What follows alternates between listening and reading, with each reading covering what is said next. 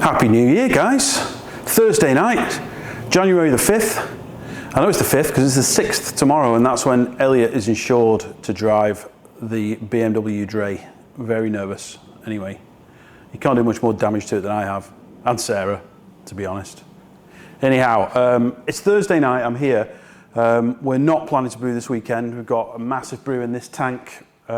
We need to obviously repair the tanks as well before we put another beer in. Or at least get them ready for the next brew, whenever that will be, a couple of weeks' time. Fortunately, it's January, so it's pretty quiet. I've got plenty of beer to carry us through. So this weekend, a few jobs to do. Firstly, inside tank 3, the one where the cooling was not working so well, we have what would be and was originally intended to be 16 casks of Murgy Straight. I'm not going to cask all 16, I'm going to cask 10. The remaining 6 we're going to put into bottles. Bottles are arriving tomorrow from Staffordshire Brewery. They're being delivered to the house because I'm not here, I'm doing my actual job. But I've ordered them in boxes of 12 rather than a loose pallet.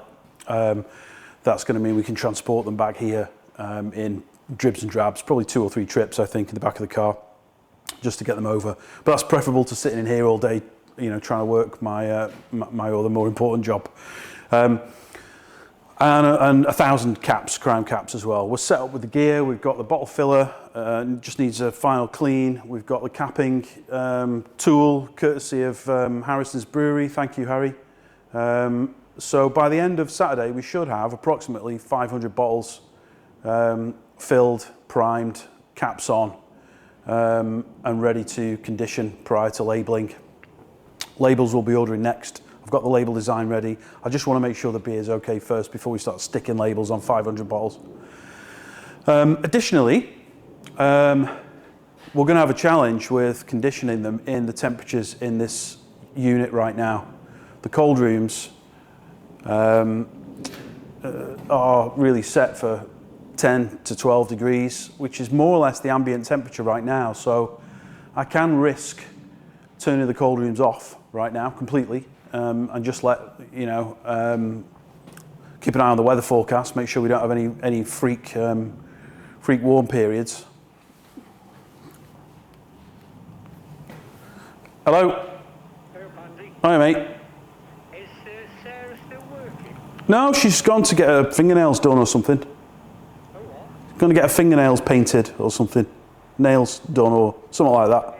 Yeah. Okay, mate. Right, I'll give her a call then. Yeah, you might get her on a mobile, yeah. All right, mate. No worries. All right. See you later. Bye. Sarah's dad, tracking her down. So the temperature of the cold rooms, currently we maintain about 10 to 12 degrees, which is basically cellar temperature for the cask beer that we have. Obviously moving into bottles, we're going to need a slightly warmer environment to bottle condition them. So I need a warm space, and we're absolutely out of room in those cold rooms now. To think about even using one as a warm area is a problem. So we've got to extend them. So tape measure at the ready, we're going to work out what we need to do, but I think what we're going to need to do is turn them 90 degrees so they're back on the side wall as they used to be, but a little bit further towards the back of the unit, with just enough space at the end to build one pallet-sized third conditioning room, which we can isolate from the cold, and apply some gentle heating in there. And then optionally, if we need an additional cold room, as we will, we should be able to remove the insulation easily, and use the 3 spaces as 3 pallets areas for casks. That is the plan currently. If you take a look at the pile of casks that we've got, they're almost the right height with the spacers to get 4 in. So if while we're moving them, we can just extend them a little bit upwards with, you know, a 2 or 3 inch piece of wood along each corner, along each end, that will give us that little bit of extra space to get that additional 6 on top.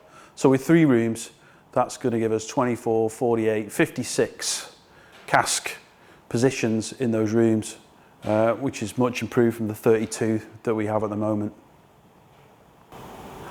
So in order to do that, we're going to have to get that grain moved as well. So we're going to temporarily shift the grain up to the other end of the unit so that we can rotate them round, and then it all needs replumbing and reconnecting to the mains, etc. All the junk on top's got to come down too. It gives me an opportunity to take that TV and mount it on the wall where it should have been a while ago, and we can get the Raspberry Pi hooked up to it then, which I shall try and snag one from DigiKey in the next few days, so that we can get the tilt hydrometers registering on the screen there with one of the bits of software that's freely available. So we'll get that moved. I'm probably going to put that above the area to the left of the sink on the wall there. So with that moved round, that then frees up that space that we've been talking about. And I have my eye on 4 Munich style long collapsible benches and collapsible tables and bench sets for not a huge amount of money. I think I can get 4 in here. I'm going to measure that up as well in a second. And if I can, then that'll give us seating for probably 20 people in here, ready for, hopefully when the weather improves a little bit, we'll get a lick of paint on the walls, and we can get a few customers in to sample our delightful product. Oh, look at that, how it blurs the background. That's clever.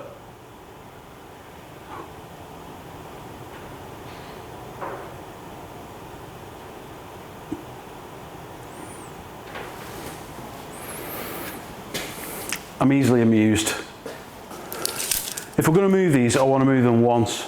That's it. I don't want to be messing around with it. So, first problem is to get a stack of 4 with these locator boards in. The roof is too low by a few centimeters. So just do a quick measure up. I did this earlier, but I'll do it again just to show you. We've got basically with no locator board on the ground, which I don't think I need. We've been okay through last year. With a couple of centimeters on the top, we're basically at 2 meters.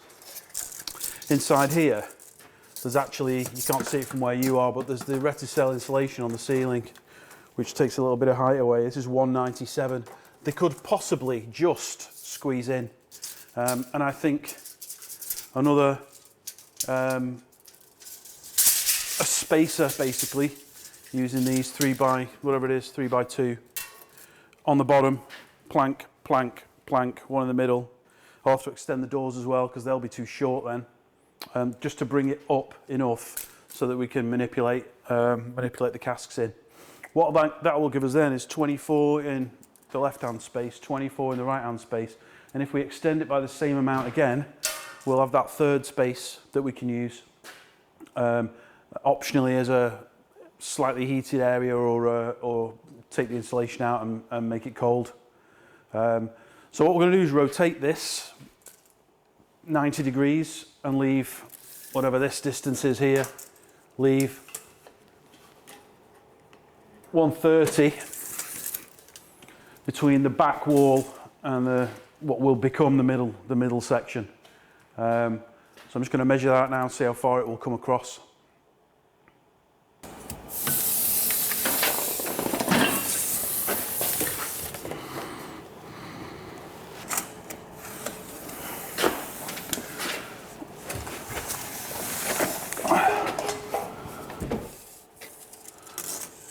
One, two.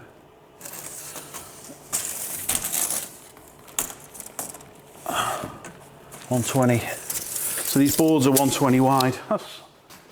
Did I make it like that to start with? I can't remember. So that will give us cold rooms or / warm rooms to here.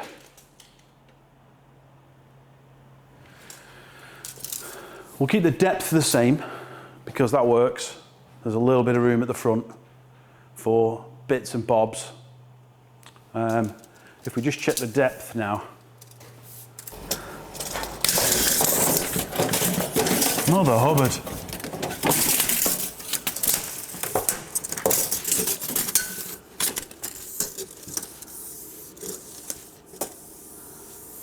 Don't flex. 17. 172. Made more of a meal of that than I needed to. Right. So assuming to there, and coming out 172. 72 there, basically.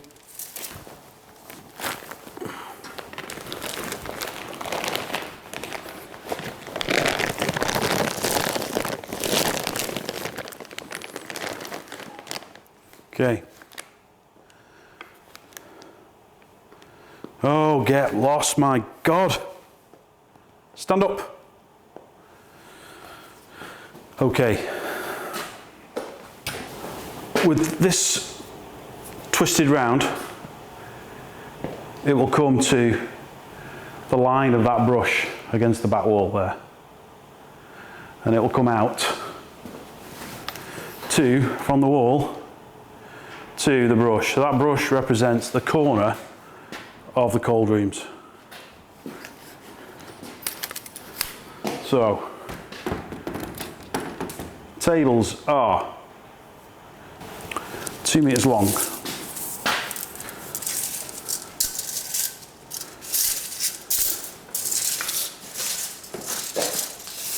I wonder how this microphone will cope with this rain that's banging down on the rooftop. So, let me take you over here. So I am stood by the door. So the cold rooms will be there. And then from this brush on the floor to where you see the tape measure there is, it doesn't look it, it's 4 meters. So two 2 meter long tables,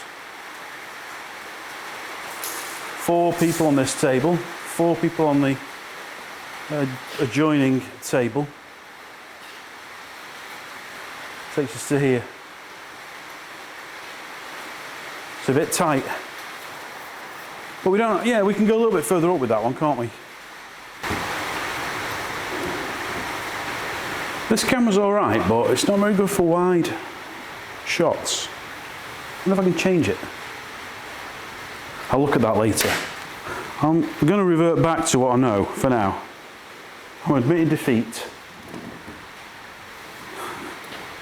I'm going to show you on the phone because I can go 0.5. There we go. Right, record. I'll keep this on. So,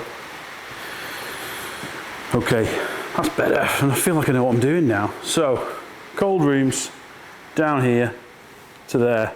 Cold room 1, cold room 2, cold room 3. Or cold, cold, warm, possibly, if we need it that way.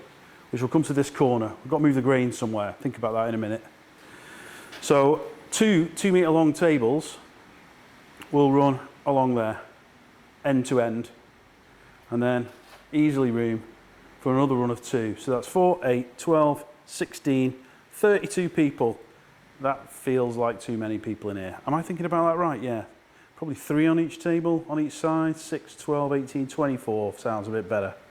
So kind of a run there, a run there. Now, if the cold room's finished there, that potentially gives me space between these 2 for a bar area. I'm gonna have to ditch this table and find something to do with the fridge. It's gonna be tight, guys, but you know, I could even keep the table underneath or as part of the bar or something. I don't even know. I think we're just gonna have to go with it and see what we can fit in. But this space here, reverting back to the other camera. Okay, what's my tape measure now? Where did I put that? Oh, it's on the floor. Okay. So, assuming we finish there, which is basically there, the space we have before we get to fermenter 2 is 2.2 meters. So in line with the end of the at the end of the cold room, we could come out like this with a bar, 2.2. And to me, that looks like, let's get the other phone.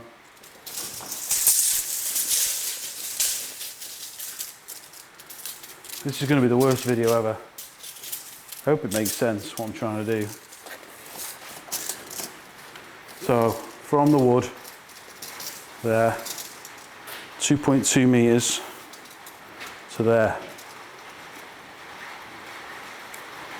Gives me this whole space as a bar. So there is room there for fridges, bar top. That fridge could even go under the bar. I think we're all right, and I could even keep that cooler behind there as well. We've shuffled things around a little bit. Made the bar top wide enough to get the fridge and the cooler under it. I think that would work.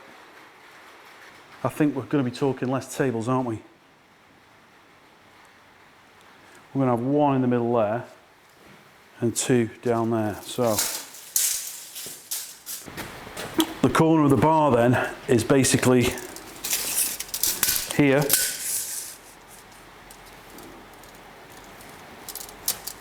Here. The corner of the bar is here. That gives us this space in front of the bar, which is easily enough for a 2 meter long table, I think. Let's check.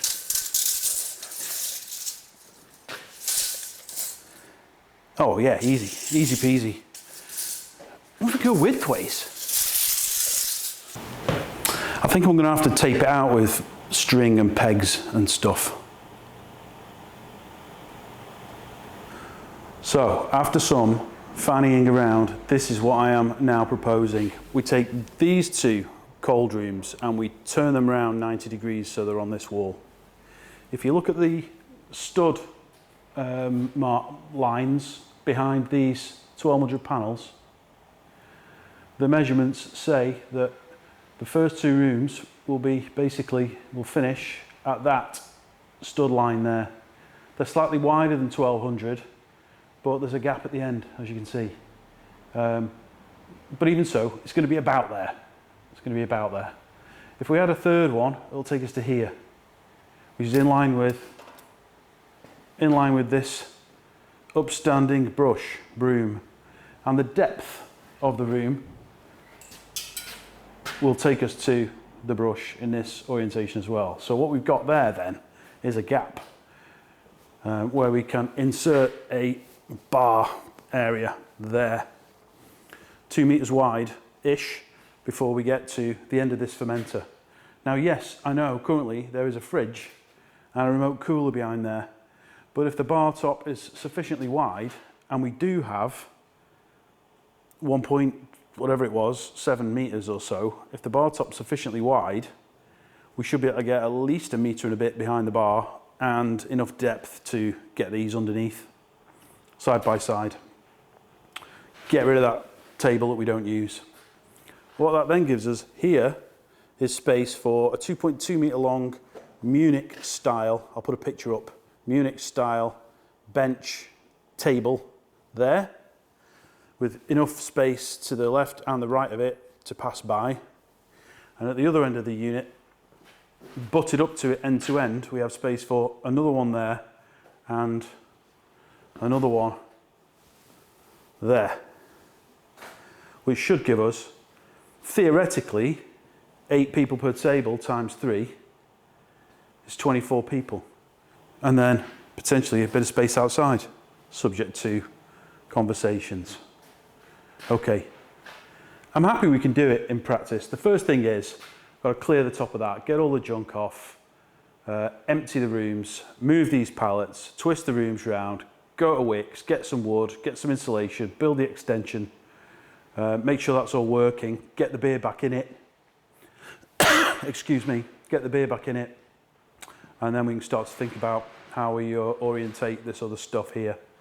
Additionally, got to fill those 10 casks, those 8 casks, and 500 bottles. It's going to be a busy weekend, guys. The benefit of having someone else think about the problem for a minute. Elliot's here. Say hello, Elliot. You can't hear me. Oh yeah, my microphone on. Start again.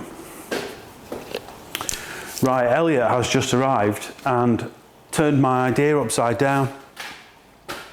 And he's probably right. He's like, why are you turning it round? Just stick another one on the end. And what I'd done is I'd used the same measurement again of one of these units.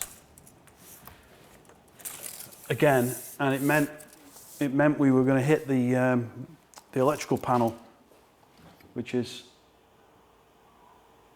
as you can see on the wall there. Remember, we were going to hit that panel, but it doesn't need to be as wide because we designed these for 3 wide, but we've not been able to stack them using these, so there's a little bit of space at the sides. But if we build one basically the same width as this with a little bit of space at the side, I've got an additional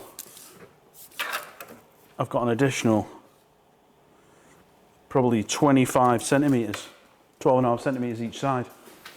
So we could build it there, keep it there. That then gives us bags of space. We could put the bar where the camera is, right there on that back wall, if we wanted to. Need to think about how we get, the hoses over and whatnot, or stick the bar at the back wall. I'm going to sleep on that, I think. We're going to go deliver some beer, and we'll be back on Saturday morning to make a start.